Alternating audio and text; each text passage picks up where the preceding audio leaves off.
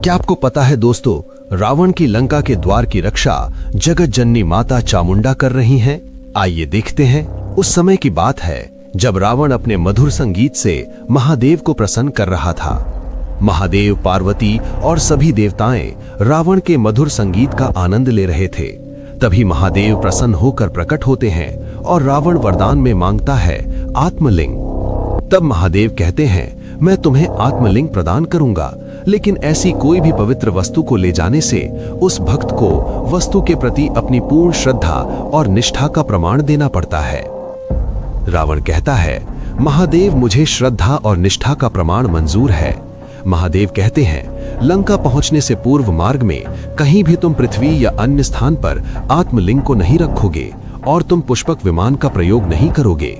फिर महादेव आत्मलिंग को रावण के हाथ में दे देते हैं और कहते हैं, याद रहे रावण, लंका पहुंचने से पूर्व मार्ग में तुमने कहीं भी पृथ्वी पर रख दिया, ये आत्मलिंग वहीं स्थापित हो जाएगा। तभी रावण जंगल के रास्ते जा रहे होते हैं, लेकिन देवताओं ने उन्हें रोकने के लिए तेज हवा और तेज बारिश करते हैं और सूर्य देव तेज प्रकाश करके जमीन को गर्म कर देते हैं। फिर भी रावण चलते रहता है, परंतु रावण की यात्रा को कोई भी नहीं रोक पाया। तभी वहां गणेश जी आ जाते हैं और रावण के पीछे पीछे चलते हैं। तब रावण कहता है, सूर्य अस्त हो रहा है और मेरे संध्या वंदन करने का समय हो रहा है। महादेव ने तो शिवलिंग को पृथ्वी पर रखने से मना किया है, क्या करूं? तभी रावण पीछे मुड़कर देखते हैं तो गणेश जी एक बालक का रूप ले लेते हैं और कहते हैं, आप ये प्रभु का शिवलिंग लेकर कहां जा रहे हैं? तब रावण कहता है, मैं कहीं भी जाऊं, मैं कौन हूं तुम नहीं जानते। बालक, तुम मेरा पीछा मत करो। तब गणेश जी कहते हैं, मैं तो महादेव का भक्त हूँ। तब रावण कहते हैं, तुम जो भी हो पीछे हट जाओ। तब गणेश जी वहां से चले जा रहे होते हैं। तब रावण बालक को बुलाते हैं और कहते हैं, तुम इस शिवलिंग को मेरे संध्या वंदन तक पकड़े रहो।